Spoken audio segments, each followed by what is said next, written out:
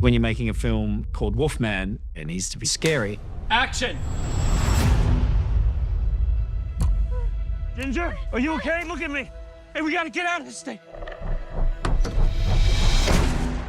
This is such an iconic, legendary monster tale.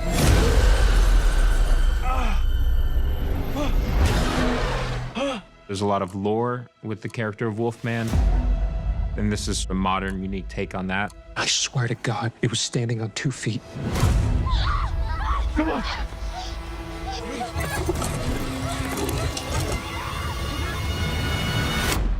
Daddy, are we gonna die?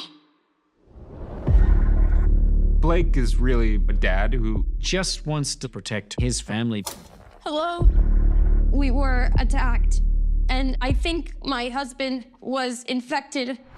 At first, there's this outside threat, but then suddenly things start taking a dark turn inside the house.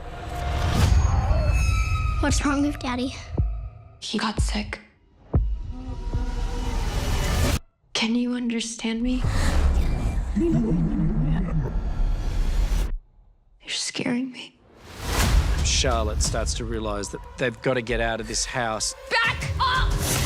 It's scary, fun, and absolutely crazy.